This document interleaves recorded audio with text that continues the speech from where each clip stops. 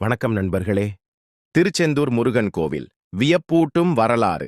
ஒரு கல் சிலைக்கு வியர்க்குமா? கொதிக்கும் கோபத்தால் சிலையிலிருந்து வியர்வை வெளியாகுமா? கேட்கவே விசித்திரமாக இருக்கலாம். ஆனால் தண்ணீரே சேர்க்காமல் கெட்டியாக அரைக்கப்பட்ட சந்தனத்தை ஒரு சிலையின் மீது பூசினால் சில மணி நேரங்களிலேயே அந்த சந்தனம் முழுவதும் வியர்வையால் கரைந்து வழியும் அற்புதம் இன்றும் திருச்செந்தூர் முருகப்பெருமான் கோவிலில் நடக்கிறது. இது வெறும் கற்பனையல்ல, இன்று வரை தொடரும் ஒரு அதிசயம். சுமார் 200 ஆண்டுகளுக்கு முன்பு ஆங்கிலேயர் ஆட்சிக் காலத்தில் ஒரு பிரிட்டிஷ் உயரதிகாரி இந்த கோயிலுக்கு வந்தார். முருகப்பெருமானுக்கு விசிறிக் கொண்டிருப்பதை பார்த்து, "என்ன, உங்கள் கடவுளுக்கு வேர்க்குமா?" என்று ஏளனமாகக் கேட்டார். அர்ச்சகர்கள் தயங்காமல், "ஆம், எங்கள் இறைவனுக்கு வியர்க்கும்" என்று கூறி சிலையின் மேலிருந்த மாலைகளையும் கவசங்களையும் நீக்கி வியர்வை துளிகளை காட்டினர். இதைக் கண்ட அதிகாரி அதிர்ந்து போனார். அன்றைய மாலையே அந்த அதிகாரியின் மனைவிக்கு திடீரென கடுமையான வயிற்று வலி ஏற்பட்டது. மருத்துவர்களாலும் குணப்படுத்த முடியவில்லை. அப்போதுதான் அந்த அதிகாரிக்கு தான் அவமதித்தது ஒரு சாதாரண கல் சிலையை அல்ல, உயிருள்ள தெய்வம் என்பதை புரிந்தது. தனது தவறை உணர்ந்து மனம் உருகி மன்னிப்பு கேட்டார். "என் மனைவியை குணப்படுத்துங்கள். என் சொந்தச் செலவில் ஒரு வெள்ளி பாத்திரத்தை காணிக்கையாகத் தருகிறேன்" என்று வேண்டிக் கொண்டார். ஆச்சரியமாக அடுத்த கணமே அவரது மனைவி பூரணமடைந்தார். சொன்னபடியே அந்த அதிகாரி ஒரு வெள்ளி பாத்திரத்தை கோயிலுக்கு காணிக்கையாக வழங்கினார். அதில் லூசிங்டன் 1803 என்று இன்றும் அவரது பெயர் பொறிக்கப்பட்டிருக்கிறது. சூரனை வதம் செய்த கோபம் தணியாமல் இன்றும் அலைகள் மோதும் கரையில் அமர்ந்திருக்கும் திருச்செந்தூர் முருகப்பெருமானின் சிலை அது. திருச்செந்தூர் முருகன் கோவில் காலத்தின் ஓட்டத்தில் கரையாத ஒரு பெரும் வரலாற்றுச் சின்னம். இதன் வேர்கள் தமிழ் இலக்கியத்தின் தொடக்க காலமான சங்க காலம் வரை ஆழமாக பரவியிருக்கின்றன. இது ஒரு வழிபாட்டுத் தலம் மட்டுமல்ல, தமிழர்களின் பண்பாடு, வரலாறு மற்றும் ஆன்மீக வளர்ச்சியின் ஒரு வாழும் ஆவணமாகும். சுமார் 2000 முதல் 3000 ஆண்டுகள் பழமையானதாக குறிப்பிடப்பட்டுள்ளது. திருமுருகாற்றுப்படையில் முருகனின் 6 படை வீடுகளில் இரண்டாவதாக குறிப்பிடப்படும் தலம் இது. இதன் ஆதி பெயர் திருச்சீரலைவாய். இதன் பொருள் புனிதமானதும் சிறப்பு வாய்ந்ததுமான கடலலைகள் வந்து தழுவும் இடம் என்பதாகும். இந்த பெயர் சங்க காலத் தமிழர்களின் வழிபாட்டு முறையை பிரதிபலிக்கிறது. பண்டைய தமிழர்கள் மலை, காடு, கடல், அருவி போன்ற இயற்கை கூறுகளை தெய்வமாக போற்றி வணங்கினார்கள். மன்னார் வளைகுடாவின் கரையில் கடல் அலைகள் ஓயாமல் ஒலிக்கும் இந்த இடம் இயற்கையாகவே ஒரு புனித தலமாக கருதப்பட்டு வழிபாடு இங்கே தொடங்கியிருக்க வேண்டும். புராணக் கதைகள் உருவாவதற்கு முன்பே இத்தலம் ஒரு தொன்மையான இயற்கை வழிபாட்டு மையமாக விளங்கியிருப்பதை இதிலிருந்து அறியலாம். திருச்செந்தூர் என்ற இந்த பெயருக்கு பின்னால் ஒரு ஆன்மீக அரசியலே இருக்கிறது. தமிழரின் அடையாளமே இதன் வழியாக பறிக்கப்பட்டிருக்கிறது என்று கூடச் சொல்லலாம். திருச்செந்தூர் என்று அழைக்கப்பட்டது. ஜெயந்திபுரம் என்பது போரில் ஜெயித்ததைக் குறிக்கும். இது நிலவியல் அடையாளமான திருச்சீரலைவாய் என்ற பெயர் சூரபத்மனை முருகன் வென்றதை சிறப்பிக்கும் புராணக் கதையுடன் தொடர்புடைய பெயராக மாறிய ஒரு முக்கியமான காலகட்டத்தை காட்டுகிறது. இந்த மாற்றம் வெறும் பெயர் மாற்றம் மட்டுமல்ல, இது உள்ளூரில் இயற்கை வழிபாடாக இருந்த முறை இந்திய அளவில் புகழ்பெற்ற புராணக் கதைகளோடு இணைக்கப்பட்டதை நமக்கு உணர்த்துகிறது. ஒரு குறிப்பிட்ட நிலத்தின் தெய்வம் ஒரு பெரிய இதிகாசத்தின் முக்கிய பாத்திரமாக உயர்ந்த கதையை இந்த பெயர் மாற்றத்தின் மூலம் நாம் அறியலாம். திருச்செந்தூர் முருகனுடன் சொல்லப்படும் புராணக் கதையான சூரசம்ஹாரம் குறித்து ஒரு மிகப்பெரிய முரண்பாடு உண்டு. புராணத்தின்படி சூரபத்மனின் கொடுமைகளை தாங்க முடியாத தேவர்கள் சிவபெருமானிடம் முறையிட, சிவன் தனது நெற்றிக் கண்ணிலிருந்து 6 நெருப்புப் பொறிகளை உருவாக்க அதிலிருந்து முருகப்பெருமான் தோன்றினார்.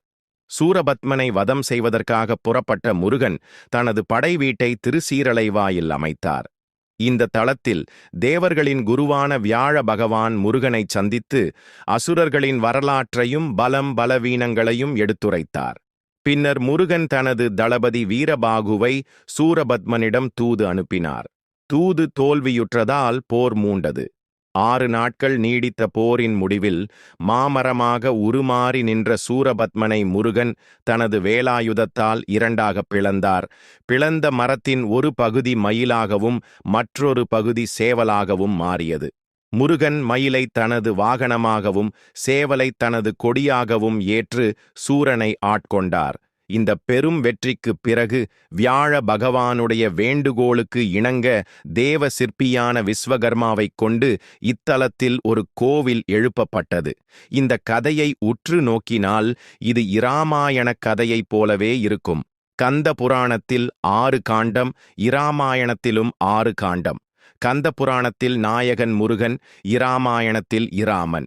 கந்தபுராணத்தில் துணைவன் வீரபாகு, இராமாயணத்தில் லட்சுமணன். பகைவன் இங்கு சூரபத்மன், அங்கு இராவணன். கந்தபுராணத்தில் படைகள் பூத கணங்கள், அங்கு வானரப் படைகள்.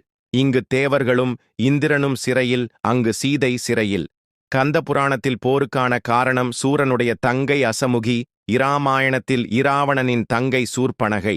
கந்தபுராணத்தில் சூரன் சிறந்த சிவபக்தன், இராமாயணத்தில் இராவணன் சிறந்த சிவபக்தன். இவ்வாறு கந்த புராணத்திற்கும் இராமாயணத்திற்கும் இடையே காணப்படும் வியக்கத்தக்க ஒற்றுமைகள் தற்செயலாக தோன்றவில்லை. இராமாயணத்தின் வெற்றிகரமான கதைக்கரு பிற்கால புராணங்களுக்கு ஒரு வழிகாட்டியாக அமைந்திருக்கலாம் என்பதை இது காட்டுகிறது.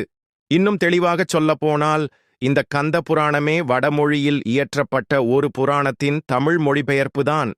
வடமொழியில் உள்ள 18 புராணங்களில் ஒன்றான சங்கர சங்கீதை புராணத்தில் சிவரகசிய கண்டத்தில் இடம்பெற்றுள்ள முதல் 6 காண்டங்களின் தமிழ் மொழிபெயர்ப்பே இன்று திருச்செந்தூர் முருகனுக்குச் சொல்லப்படும் கந்த புராணம். அதாவது வடமொழியில் எழுதிய ஒரு புராணத்தின் ஒரு பகுதியே தமிழில் கந்த புராணமாக கச்சியப்ப சிவாச்சாரியாரால் 12ஆம் நூற்றாண்டில் எழுதப்பட்டுள்ளது. இரண்டுமே வடமொழியில் எழுதப்பட்டதுதான். ஒரே மாதிரியான கதைகளத்தை கொண்டதுதான். இரண்டுமே ஒரு கட்டத்திற்கு மேல் தமிழ் நிலத்தில் நடப்பது போல இருக்கும். அப்படி என்றால் வட இந்தியாவில் இந்த கதையை எழுதுவதற்கு முன்னால் அந்த எழுத்தாளர், கவிஞர் நம் தமிழ் நிலத்தில் ஏற்கனவே பிரபலமாக இருந்த தெய்வத்தை பற்றி தெரிந்து வைத்திருக்க வேண்டும். அதை அவர்கள் எடுத்து தங்கள் கடவுளாக பயன்படுத்தி இருக்க வேண்டும் என்ற கருத்துக்கும் நாம் வர முடியும். திருச்செந்தூரில் இருக்கும் இந்த கோவிலின் பின்னால் எந்த மாதிரியான ஒரு வரலாறு இருந்திருக்கும் என்ற ஒரு ஆய்வை இங்கே முன்வைக்கலாம். புராணக் கதைக்குப் பின்னால் ஏதேனும் ஒரு உண்மை கதை இருக்கும். அந்த கதையை அவர்கள் புராணக் கதையாக எழுதும்போது அந்த கதாபாத்திரத்திற்கு அதிகப்படியான சக்திகள் இருப்பது போல எழுதியிருக்கலாம். கவிஞர்கள் பொதுவாக கண்ணால் கண்ட விஷயங்களை கற்பனை கலந்து எழுதுவதில் வல்லவர்கள். இந்த கோட்பாட்டின் அடிப்படையில் முருகனுக்கு பின்னால் சொல்லப்படும் புராணக் கதை எதன் அடிப்படையில் நடந்திருக்கும்? சூரசம்ஹார நிகழ்வை ஒரு நேரடி போராக கருதாமல் ஒரு பண்பாட்டு மோதலின் குறியீட்டு வடிவமாக பார்க்கலாம். பண்டைய தமிழகத்தில் முருகன் அல்லது சேயோன் குறிஞ்சி நிலத்தின் மலை மற்றும் மலை சார்ந்த பகுதி கடவுளாகவும் அங்கு வாழ்ந்த குறவர்கள் போன்ற பழங்குடி மக்களின் குலதெய்வமாகவும் விளங்கினார். அதே சமயம் சூரபத்மன் தனது தலைநகரமான வீர மகேந்திரபுரியுடன் கடலை ஒட்டிய பகுதியில் ஆட்சி செய்த ஒரு வலிமையான பூர்வகுடி தலைவனாக இருந்திருக்கலாம். எனவே இந்த தேவ அசுர போர் என்பது மலைப்பகுதி சார்ந்த ஒரு பண்பாட்டிற்கும் கடலோர பகுதி சார்ந்த மற்றொரு பண்பாட்டிற்கும் இடையே நிகழ்ந்த ஒரு அதிகார போராட்டத்தின் தொன்ம வடிவமாக இருக்கலாம். இந்த கதையின் மிக முக்கிய அம்சம் முருகன் சூரனை முழுமையாக அழிக்காமல் அவனை தனது வாகனமாகவும் கொடியாகவும் ஆட்கொள்வதுதான். இது ஒரு பண்பாடு மற்றொரு பண்பாட்டை போரில் வென்று தோற்றவர்களுடைய அடையாளங்களை அழித்தொழிக்காமல் அவற்றை உள்வாங்கி ஒருங்கிணைத்து ஒரு புதிய விரிவான சமூக சமய அமைப்பை உருவாக்கியதை குறியீடாக காட்டுகிறது. ஆக ஆதிகாலத்தில் இப்பகுதியில் வாழ்ந்த கடலோர சமூகத்தினரும் குறிஞ்சி நில மக்களுமே முருகனுடைய ஆதி வடிவத்தை வணங்கியவர்களாக இருந்திருக்கக்கூடும். அப்படியாகத்தான் இன்று இருக்கும் திருச்செந்தூர் முருகன் கோவில் உருவாகியிருக்கும். இந்த கோவிலின் வரலாறு கிட்டத்தட்ட 3000 ஆண்டுகள் என்று சொல்கிறார்கள். இன்னும் சொல்லப்போனால் இராமாயண காலகட்டத்திற்கு இணையாகவோ அல்லது அதற்கு முன்பாகவோ இந்த காலத்தை நாம் பார்க்கலாம். மேலும் கருவறைக்குள்ளே இன்றும் சிவலிங்கம் இருக்கிறது. கருவறையைச் சுற்றியுள்ள பகுதிகள் பல்வேறு காலகட்டங்களில் மன்னர்களால் கட்டப்பட்டது. ஆனால் கருவறை அப்போதிலிருந்து இப்போது வரை அப்படியே இருக்கிறது. கருவறைக்குள்ளே சிவலிங்கம் இருப்பதும் தமிழர்கள் 3000 ஆண்டுகளுக்கு முன்பிருந்தே சிவனையும் வணங்கி வந்தார்கள் என்பதையும் தெளிவாக காட்டுகிறது. தமிழ் கடவுளான முருகனை இந்தியா முழுக்க கொண்டு செல்ல வேண்டும் என்றால் அவர்களுடைய சமயத்திற்குள்ளே முருகனை கொண்டு வர வேண்டும். அதனால்தான் அவர்களுடைய புராணக் கதையில் முருகனை ஸ்கந்தன் என்று சொன்னாலும் போர் நடப்பது, நிகழ்வு நடப்பது எல்லாமே நம் தமிழ் மண்ணில் என்பதை அவர்களே குறிப்பிட்டிருக்கிறார்கள். இதை ஒரு சமய பன்மைத்துவ ஒருங்கிணைப்பு என்று சொல்லலாம். வெவ்வேறு நம்பிக்கைகள், மரபுகள் மற்றும் வழிபாட்டு முறைகள் ஒன்றிணைந்து ஒரு புதிய அமைப்பை உருவாக்கும் செயல்முறையே இது. இதன் நோக்கம் வெவ்வேறு பண்பாடுகளுக்கு இடையே ஒற்றுமையையும் சக வாழ்வையும் எளிதாக்குவது. இந்து மதம் தொன்று தொட்டு உள்ளூர் மற்றும் பழங்குடி தெய்வங்களை தன்னுடைய பெரும் தெய்வ மரபுக்குள்ளே உள்வாங்கும் தன்மை கொண்டது. உதாரணமாக, பழங்குடி மக்களின் வழிபாட்டுச் சின்னங்கள்தான் விஷ்ணுவின் அவதாரங்களாக உருவாகியுள்ளன. ஆனால் இந்த புராணக் கதை செய்த தாக்கம் மிகப்பெரியது. எந்த அளவிற்கு என்றால், தமிழ் பெயரான திருச்செந்தூர் என்ற ஒரு அழகான பெயரே போரில் ஜெயித்ததால் ஜெயந்திபுரம் என்பது செந்திபுரமாகி திருச்செந்தூர் என்று மாறியிருக்கிறது. முருகனின் அறுபடை வீடுகளில் திருப்பரங்குன்றம், பழனி, சுவாமிமலை, திருத்தணி, பழமுதிர்சோலை ஆகிய 5 மலைகள் மீதோ அல்லது குன்றுகள் மீதோ அல்லது அடிவாரத்திலோ அமைந்துள்ளன. ஆனால் திருச்செந்தூர் மட்டுமே கடற்கரையில் அமைந்துள்ள ஒரே படை வீடு. அதே சமயம் திருச்செந்தூர் கருவறை ஒரு பாறையின் திட்டின் மீதுதான் உள்ளது. காலப்போக்கில் அந்த குன்றின் அல்லது அந்த மலையின் ஒரு பகுதி கடலுக்குள்ளே மூழ்கியிருக்கலாம் அல்லது கடல் மேலே வந்திருக்கலாம். 2000, 3000 வருடங்களுக்கு முன்பு அங்கே கடல் எப்படி இருந்தது என்று நமக்கு தெரியாது. இன்றும் திருச்செந்தூரில் அவ்வப்போது கடல் உள்ளே செல்வதும் வெளியே வருவதுமாக இருக்கிறது. அப்படி கடல் உள்ளே செல்லும்போது பல்வேறு கல்வெட்டுகள், சிலைகள் கிடைத்து கொண்டுதான் இருக்கின்றன. ஆகவே கண்டிப்பாக திருச்செந்தூரில் இப்போது நாம் பார்க்கும் கடல் மிகவும் தள்ளிதான் இருந்திருக்க வேண்டும். அந்த இடத்தில் ஒரு குன்றோ அல்லது ஒரு சிறிய மலைப்பகுதியோ இருந்திருக்க வேண்டும். அதன் மீதுதான் இப்பொழுது இருக்கும் முருகனின் சிலை இருக்கிறது. அதனால்தான் அங்கே கட்டப்பட்டிருக்கும் மேற்கு கோபுரமும் மூடப்பட்டிருக்கிறது. சில இலக்கிய குறிப்புகளில் திருச்செந்தூரில் சந்தனமலை என்று ஒரு மலை இருந்ததாகவும் குறிப்புகள் உள்ளன. இதை வைத்து பார்க்கும்போது இன்றைய காலகட்டத்தில் கடல் உயர்ந்திருந்தாலும் 3000 ஆண்டுகளுக்கு முன்பு கண்டிப்பாக அங்கு ஒரு மலையின் மீதோ குன்றின் மீதோதான் முருகன் இருந்திருப்பான். இதை இன்றைய அறிவியலால் ஓரளவுக்கு புரிந்து கொள்ள முடிகிறது. 2004ஆம் ஆண்டு இந்திய பெருங்கடலில் ஏற்பட்ட சுனாமியின் போது சுற்றியுள்ள பகுதிகள் கடுமையாக பாதிக்கப்பட்ட போதும் திருச்செந்தூர் கோயில் வளாகத்திற்குள் கடல் நீர் புகவில்லை. இதற்கு புவியியல் ரீதியான காரணங்களும் முன்வைக்கப்படுகின்றன. திருச்செந்தூர் கோயில் கடலுக்குள் நீண்டு செல்லும் ஒரு பாறையின் முனையில் அமைந்துள்ளது. தென்கிழக்கிலிருந்து வரும் சுனாமி அலைகளின் வேகத்தை கடலுக்குள் இருக்கும் பாறை குறைத்திருக்கிறது. மேலும் இலங்கையின் நீர்ப்பரப்பு ஒரு இயற்கை தடையாக நின்று அலைகளின் சீற்றத்தை குறைத்திருக்கிறது. இறைவன் இயற்கையின் விதிகளை மீறிச் செயல்படவில்லை. மாறாக அந்த விதிகளையே தனது கருவியாக பயன்படுத்தி கோயிலை காத்தார் என்று நம்பாமல் இருக்கவும் முடியவில்லை. அறிவியலும் நம்பிக்கையும் ஒன்றுணையும் போது அது இறைவனுடைய பாதுகாப்பை பற்றிய ஒரு சக்தி வாய்ந்த, மறுக்க முடியாத கதையாக உருவெடுக்கிறது. பொதுவாக கடற்கரைக்கு அருகில் கட்டப்படும் வீடுகளில் தோண்டப்படும் கிணறுகளில் உப்பு நீரே கிடைக்கும். இது இயற்கையின் நியதி. ஆனால் திருச்செந்தூரில் இந்த நியதிக்கு மாறாக கடலுக்கு மிக அருகில் ஒரு கிணறு உள்ளது. அதுதான் நாழி கிணறு. இதன் சிறப்பம்சம் என்னவென்றால், இந்த நீர் இனிப்பாகவும் குடிப்பதற்கு உகந்ததாகவும் இருப்பதுதான் அங்கு வருபவரை வியப்பில் ஆழ்த்தும் ஒரு அற்புதம் இது. கோயிலின் மிக முக்கிய அதிசயங்களில் ஒன்றான இந்த நாழி கிணறு கடலிலிருந்து சில மீட்டர்களே தொலைவில் அமைந்திருந்தாலும் அதை சுற்றியுள்ள நிலத்தடி நீர் உப்பாக இருக்க, இந்த நீர் மட்டும் சுவையான நன்னீராக இருப்பது வியக்கத்தக்க ஒன்று. ஏறக்குறைய ஒரு சதுரடி பரப்பளவு கொண்ட ஒரு சிறிய ஊற்றாக ஒரு பெரிய கிணற்றுக்குள் இது அமைந்துள்ளது. அள்ளக் குறையாத இந்த நீர் பக்தர்களுக்கு பெரும் அதிசயமாக விளங்குகிறது. புவியியல் ரீதியாக பார்த்தால் இது ஒரு தனித்துவமான நன்னீர் அடுக்கு. இதைச் சுற்றியுள்ள உப்பு நீரால் பாதிக்கப்படாமல் நீரூற்றாக வெளிவர வாய்ப்பு இருக்கிறது. எது எப்படி இருந்தாலும் நாழி கிணற்றின் உண்மையான சிறப்பு அதன் அடையாளபூர்வமான அர்த்தத்தில்தான் இருக்கிறது. புராணக் கதைகளின்படி சூரசம்ஹாரத்திற்குப் பின்னர் தனது படைவீரர்களின் தாகத்தை தணிக்க முருகப்பெருமான் தனது வேலால் உருவாக்கிய நீரூற்று இது என்று சொல்லப்படுகிறது. உப்பு நிறைந்த இடத்திலும் இனிய நீர் கிடைப்பது என்பது எவ்வளவு கடினமான சூழ்நிலையிலும் இறைவனுடைய கருணை சுரக்கும் என்பதற்கான கண்கூடான சான்றாக பக்தர்கள் இதை பார்க்கிறார்கள். புராணக் கதைகளையும் அற்புதங்களையும் தாண்டி அனைவரும் அந்த திருச்செந்தூர் முருகனை வணங்குவதற்கு சமீபத்தில் 17ஆம் நூற்றாண்டில் ஒரு சம்பவம் நடந்தது. கிறிஸ்து பிறப்பு 1649ஆம் ஆண்டு பிப்ரவரி மாதம் வணிகப் போட்டியில் ஈடுபட்டிருந்த டச்சு படையினர் திருச்செந்தூர் கடற்கரை நோக்கி வந்து அங்கிருந்த முருகனுடைய கோயிலை தங்கள் கட்டுப்பாட்டுக்குள் கொண்டு வந்தார்கள். அவர்கள் கோயிலை ஒரு இராணுவ தளமாகவும் கொத்தளமாகவும் மாற்றி பீரங்கிகளை நிறுத்தி பயன்படுத்த ஆரம்பித்தார்கள். அக்காலத்தில் இப்பகுதி மதுரை மன்னர் திருமலை நாயக்கருடைய ஆட்சிக்கு உட்பட்டிருந்தது. கோயிலை ஆக்கிரமித்த டச்சுக்காரர்களை உடனடியாக வெளியேறும்படி நாயக்கருடைய பிரதிநிதி உத்தரவிட்டார். ஆனால் டச்சுக்காரர்கள் அந்த உத்தரவை மதிக்கவில்லை. மாறாக கோயிலை விட்டு வெளியேற வேண்டுமானால் தங்களுக்கு 1,00,000 ரியால்கள் பிணைத்தொகை வழங்க வேண்டும் என்றும் மிரட்டல் விடுத்தார்கள். அவர்களுடைய இந்த அடாவடித்தனத்தைக் கண்டு கோபமுற்ற உள்ளூர் மக்களும் திருமலை நாயக்கருடைய படைகளும் இணைந்து அவர்களை எதிர்த்து போரிட்டார்கள்.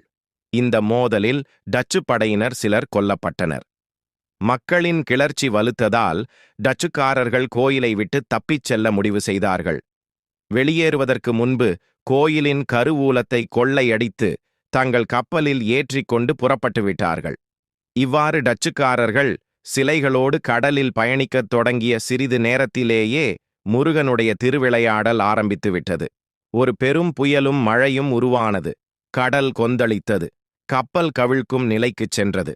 தாங்கள் கொள்ளையெடுத்த சிலைகளுடைய சக்தியால்தான் இந்த பேராபத்து நிகழ்வதாக உணர்ந்த கப்பல் மாலுமிகள் தங்கள் உயிருக்கு ஆபத்து வரக்கூடாது என்று அஞ்சி சண்முகர் மற்றும் நடராஜர் சிலைகளை கடலுக்குள் தூக்கி எறிந்தார்கள். சிலைகளை கடலில் வீசிய மறுகணமே புயல் நின்று கடல் அமைதியானது.